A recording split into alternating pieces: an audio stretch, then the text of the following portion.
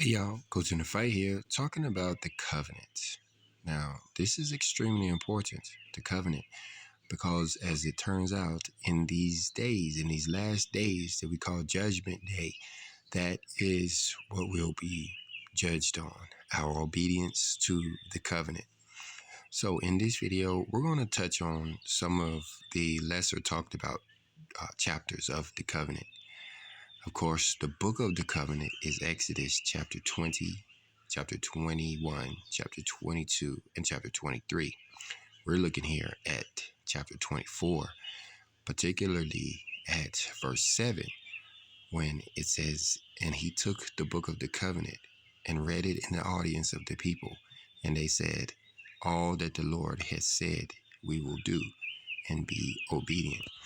Now, this people that he's talking about is us. And you can just jump over to the book of Deuteronomy to get some light on that subject. But we just understand that we're all under this covenant. We all are expected to live by these rules. So let's go back and let's look at some of these rules. Now, like we said, the first chapter of the book of the covenant is chapter 20. Now, in chapter 20, you may find it familiar because that's where we find the 10 Commandments. And we've covered this many, many times, and I don't want to cover all of the book of the covenant, but I will at least let you see them here so you can pause the video and check out those 10 Commandments. But what I want to really jump down to out of this chapter is down there in about verse 18, where it says, "And all the people saw the thunderings and the lightnings and the noise of the trumpet and the mountain smoking. And when the people saw it, they removed and stood afar off." Now, what we find in the subsequent verses is that the people got scared and they asked that Moses would go and get the rest of the covenant. So what I'm trying to say is that the 10 Commandments are the commandments, but they are not the complete covenant. For the rest of the covenant, the people had to rely on what Moses told them there. And so, in other words, they didn't get it firsthand as they did the 10 Commandments. Everybody got the 10 Commandments, which may lend importance to that. But the covenant is still important nonetheless. We can't break any of the rules of the covenant. Let me show you what I'm talking about. So we have the commandments in Exodus chapter 20. But when we look at it, chapter 21, we see that we start talking about the judgments there. It mentions it in verse 1. But actually, the judgments span Exodus chapter 21 and chapter 22. These are two chapters on judgments, and these two chapters on judgments are included in the covenant.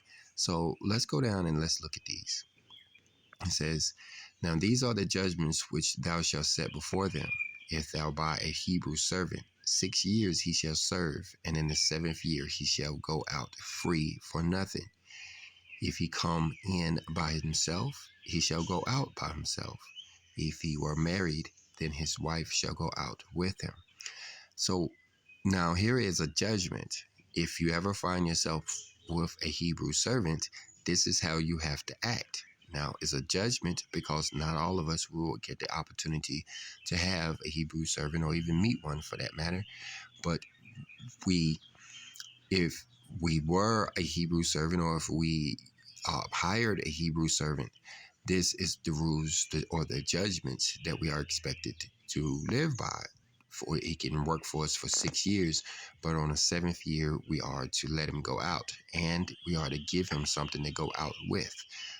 Like Jacob there, when he worked for 7 years or 14 years or 21 years, I believe it was total, he left with a substance because he was a Hebrew servant serving for not only his wives, but those flocks of animals that he carried out with him.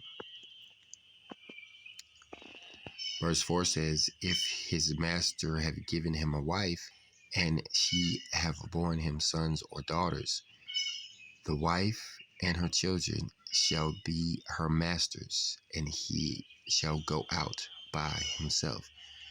So now, here is something that sounds a little tricky to me, mainly because I've never had a Hebrew servant, but I'm sure this would make a whole lot more sense to somebody who had to deal with this particular judgment. Because what it's saying here is that the man has the choice um, to leave his master and his wife or stay behind. It says, and if the servant shall plainly say, I love my master, my wife, and my children, I will not go out free, then his master shall bring him unto the judges. He shall also bring him to the door or unto the doorpost, and the master shall bore his ear through with an awl, and he shall serve him forever. So if he came in, this is what it sounds like to me, and you guys can help me out. If he came in to serve his master and his master gave him a wife, he can't then take that wife and everything out with him. But if he decides to stay there for the sake of his wife and his children, then he's basically to get an earring, is what it sounds like. He goes through, the master shall bore his ear through with an awl, and he shall serve him for forever. This is, I believe, where we get the idea of wearing an earring. And the ear is because we have committed to serving our masters for the sake of our families. Those of us who were Hebrew servants, that is.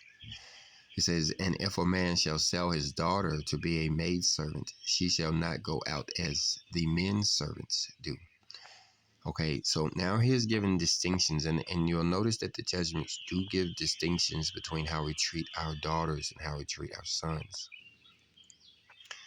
And if you're tripping on the words sell there, then you must try to find another translation, because that's all that's going to be, is a translation issue. You can check the concordance. You know how to study the Bible.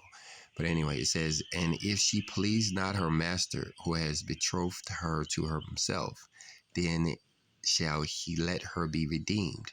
To sell her unto a strange nation, he shall have no power, seeing he has dealt deceitfully with her. Now, the thing that comes to mind here is a dowry, and how there's, I don't know exactly how it works, but there seems to be some money that changes hands when the marriage proposals or marriages are done. And so you have here, and again, you guys help me out. You have here a man who is betrothed to a virgin, but then once he has this virgin in his home and he finds that he's not pleased with her, then he's supposed to send her back to her daddy's house. He's not supposed to send her to some stranger's house as if he were her possession. He doesn't have that ability to say, okay, sir, I would like your daughter, and then find out he don't like your daughter, and then say, okay, well, sir, I'm going to trade your daughter for another daughter or something like that. No, he has to send her back to her daddy's house, unless he's being deceitful toward her. Verse 9 says, and if he has betrothed her unto his son, he shall deal with her after the manner of a daughter. So in other words, if he has brought this young lady in to be married to his son, then he has to treat her as a daughter. And what comes to mind, what if the son goes off to war? Then, you can imagine he has to feed her and protect her and take care of her until his son returns home. Or if he dies or something like that, the girl is just not out there by herself. And if he take another wife, her food, her raiment, and her duty of marriage shall he not redeem. In other words, he can't go back to the first wife and get, and get her food, her clothes, have her to make his clothes for her to wear back in front of the second wife, or the duty of marriage. He's not supposed to do that either. And if he do not these three unto her, then shall she go out free without money. In other words, he's being deceitful toward her, but she's not trapped in the situation. she is able to get out of that situation if she finds herself there, and is commanding him that he is supposed to let her go free. Not, you know, that's basically a judgment and a rule that could be held up before him to say, you have this responsibility to let her go free, um, and owe her anything, and she doesn't owe you anything. I should say. He that smiteth a man so that he die shall surely be put to death. Now, notice here that some of the secular rules seem to come from these judgments. This would be what we would call the death penalty, when one person is um, um, guilty of murder, he could face being put to death himself. Verse 13 says, "And if a man lie not in wait, but God deliver him into his hand, then I will appoint thee a place whither he shall flee." So, in other words, if it was accidental or a mistake or something that just so happens, instead of the person being put to death, there is a place that our Father will set aside for him. There's other verses in the scripture that gives a lot more detail on this place and what they have to do while they're there and how long they have to stay there. Verse 14 says, "But if a man come presumptuously unto his neighbor to slay him with guile, thou shalt take him from mine altar, that he may die." So herein comes the death penalty when he does it intentional, whereas 13 sounds like an accident, verse 14 sounds like murder. Verse 15 says, "And he that smiteth his father or his mother shall surely be put to death." Now, notice back in the commandments, it said that we had to honor our father and our mother in order to get long life. It says there in verse 12, "Honor thy father and thy mother, that thy days may be long upon the land which the Lord thy God giveth thee." Now, this is a command, and it's saying that we have to honor our father and mother. We have no choice in the matter.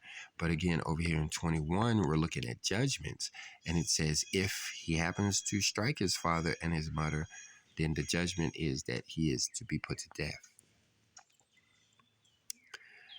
And if men strive together, and one smite another with a stone or with his fist, and he die not, but keepeth his bed, if he rise again and walk abroad upon his staff, then shall he that smote him be quit.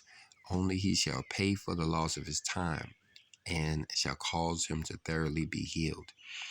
Now, I watched this in a movie one time where they had acted this out. It wasn't a Bible movie, but the gentleman had injured someone else. I believe the guy had come to work for him, and he did something to harm him, and it may not have been so innocent, but he hurt the guy's leg, and what he ended up doing was nursing him back to health until his leg fully mended. And then once the guy was able to, even gave him physical therapy, and once that guy was able to get up and walk and move around on his own, he kind of helped him along in that way. In other words, he hurt the guy, and he didn't just leave him to recover on his own. And that seems to be what it's saying here. If a man strive together, and one smote another with a stone or with his fist, and he died not, but keepeth his bed. So these guys are in strife. There is battle here. They are fighting. But one has injured another one to where he's not able to get out of the bed there. It says, okay, if he does get out of the bed, the guy the assailant, the perpetrator, the one who inflicted the wound, has to pay for the lost time. In other words, the time that he spent out of work, and and he has to help him to be healed. Now, a lot of times we think we get away with these judgments, and here comes Judgment Day, because there was a time in the past where we injured someone. You may not personally, but as a whole, somebody listening to this video has injured someone, and nothing happened. They kind of got away with it. I can think of a couple of times when I injured somebody, just playing around, being silly, but I never really had to nurse them back to health, other than helping them stop the bleeding or whatever. But my point is that in judgment day, will I have to pay for that? Is this judgment going to come back on me now? And, as a side note, that's why we do good deeds, in order to make up for the bad things that, we did when we were young.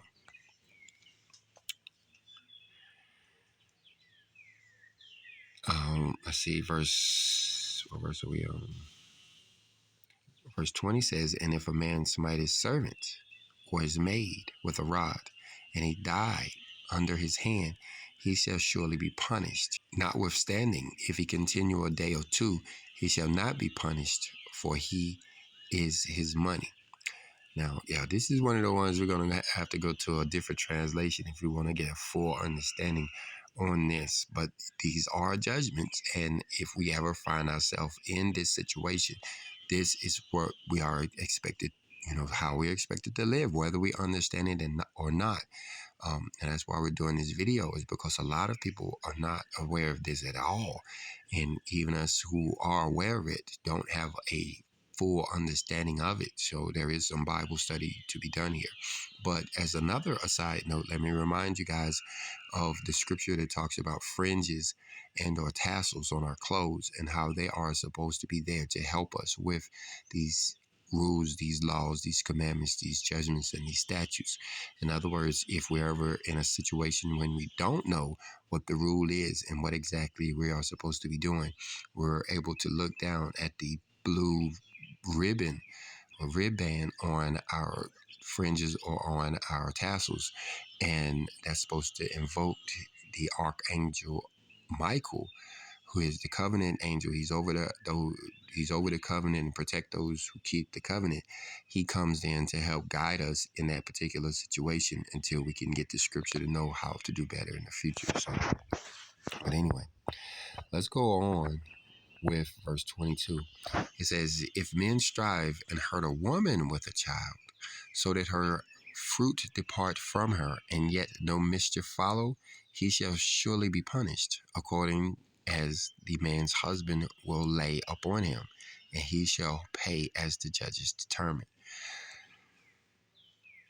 So now here, if they fighting, I guess they're striving, so they're fighting, and then the woman somehow gets bumped in the process. Wait. No.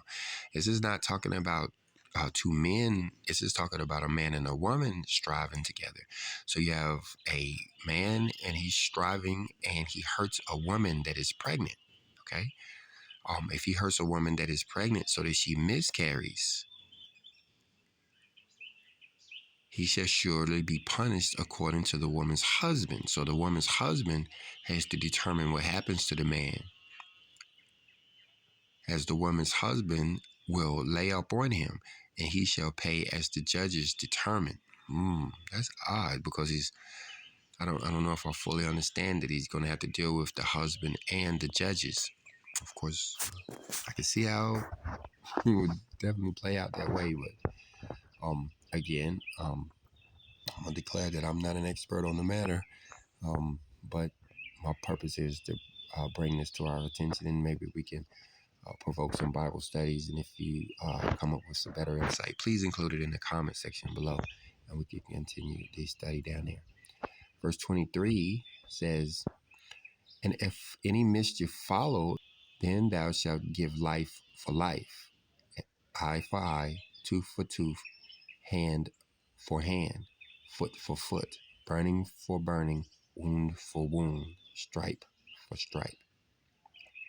Now, I think I understand this part here, and I've even tried to make my kids understand this, that, okay, you have an incident that happens, this may be an egregious incident here, but let's say that I stepped on your foot, and you say, well, that's no big a deal until what happens next. If I step on your foot and say, "Excuse me, I apologize for stepping on your foot," that's one thing. But if I turn around and then kick your foot and say, "Get your foot out of my way," that's a whole different story. And I believe that's what it's talking about here, where it says in verse 23, "And if any mischief follow, then thou shalt give life for life." Meaning, okay, you have the incident that happened in 2022. where you have the bad thing that happened, but then it says no mischief follow, and yet no mischief follow. In other words, after the bad thing, the strife stopped, and you may even have him where he's trying to help the situation. But what if there is a miscarriage or a bad thing, and then he continues? Well, now we're going to go life for life, tooth for tooth, wound for wound, um, like we see there. This is judgment, right? 26 says, and if a man smite the eye of his servant, and the eye of his maid, or the eye of his maid, that it perish, he shall let him go free for his eye's sake. Okay, now, see, now you have to understand how this hiring worked back in the day, where, they were kind of under contract, not like a contract today where it's all centered around a piece of paper, but it was very similar. And so what you have here is now the person is no longer under the contract. You've broke the contract. You've put their eye out, and now they can just leave. They don't have to serve you anymore. It says, and if he smite out his manservant's tooth or his maidservant's tooth, he shall let him go free for his tooth's sake. In other words, that's it. You've broken the contract, and now that person is free to go.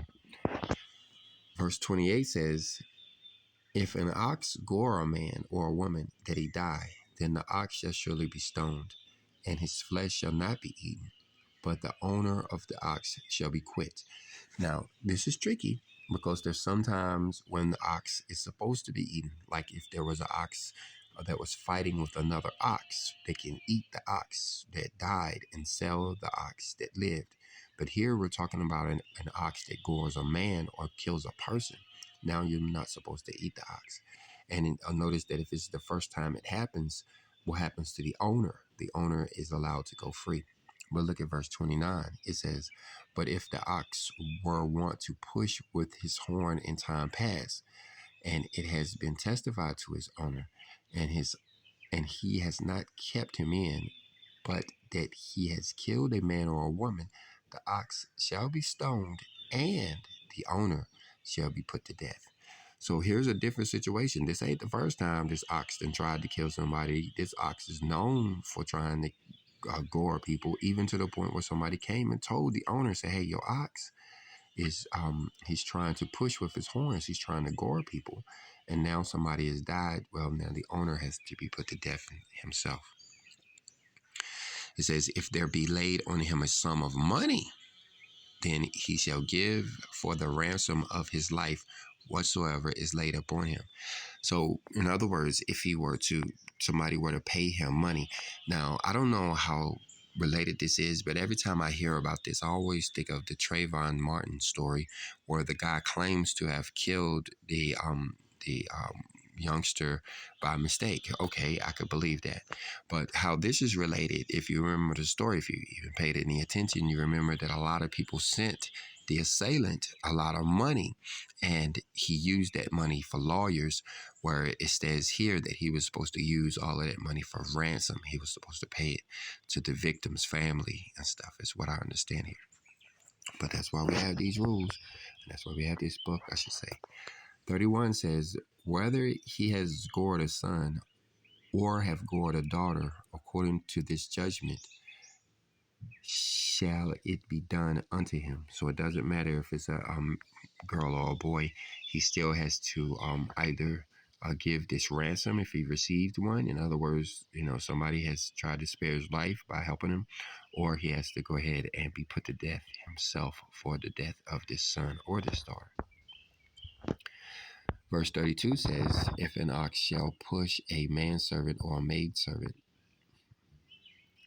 he shall give unto their master 30 shekels of silver, and the ox shall be stoned. So here's the same thing. Now, one thing should be noted is that this is not only talking about an ox, it's talking about anything that we have care of. I particularly, have animals here. I don't have an ox, but I have a ram, and he could be just as dangerous, and so we had one ram before that, he would like to push with his horns. Now not a bull to where he could have gored anybody really bad, but nonetheless, that ram had to go away, because if he had hurt somebody, then I would have been responsible for it, because I know that he liked pushing. He just loved ramming people. Like on the YouTube video Angry Ram. Well, if that ram hurts somebody, then they need to come to Exodus chapter 21 to try to figure out what it is they're supposed to be doing about it.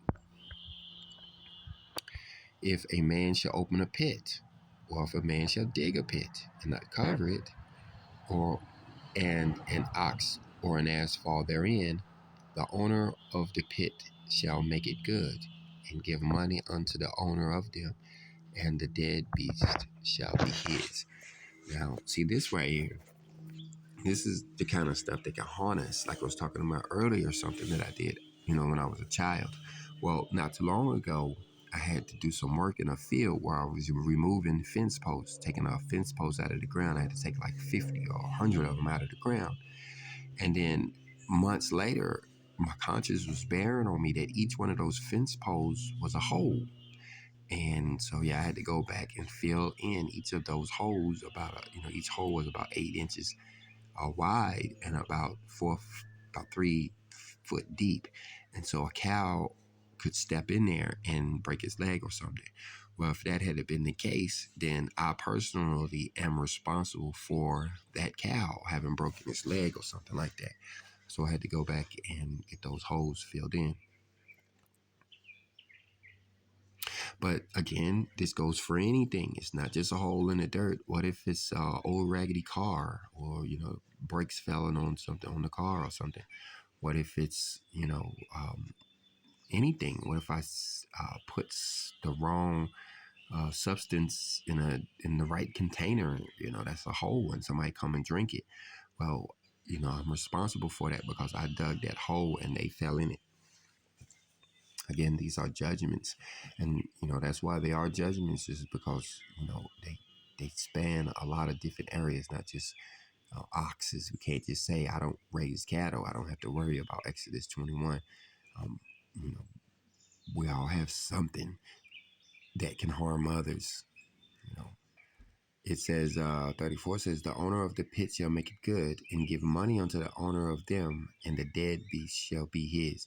So yeah, if the animal had died, then I get the animal. I get to eat the animal, but I basically just bought a cow. And I better hope I got a freezer and ready, because I just bought a dead cow. And the only thing, well, I can find other things to do with it, but we typically eat them. So it's going to create a stressful situation. So I better make sure those holes are closed up. Verse 35 says, and if a man's ox hurt another's, they die, then they shall sell the live ox and divide the money of it, and the dead ox also shall they divide. So we was talking about this earlier, how when the ox gores another ox, you can eat him. You see there that they're going to divide the ox, and it says nothing about whether we're going to eat him or not. Well, if we're going to butcher him up, we gonna barbecue him or something. Put him in a seething pot at least. But above, when he gored a person, you're not supposed to eat that flesh. And you could imagine eating the flesh of a murderous animal. Could do something. It could be on a spiritual level. We don't understand, but we don't have to worry as long as we got these rules and we follow them. Verse 36 says, or if it be known that the ox has used to push in a time past, and his owner has not kept him in, he shall surely pay ox for ox, and the dead ox shall be his own. So, for instance, if I have a violent ox over here, or even a violent dog over here, if I know my dog is a killer and he goes out and kills your dog, then I have to pay dog for dog. I have to replace your dog because he's known as a killer. But if it's his first time, um, it's Ecclesiasticus that says that we don't have to say I'm sorry for the first time act we didn't know, but the second time we have to pay according to these judgments. All right, so I hope you got something out of this video. If you did, hit the like button. If you didn't, hit the dislike button, and make sure you're subscribed, because Father willing, we'll be covering chapter 22 next, line by line, verse by verse. Pray, giving all praise and honor to the Most High, Father in heaven, our Father in heaven, hallowed be his name.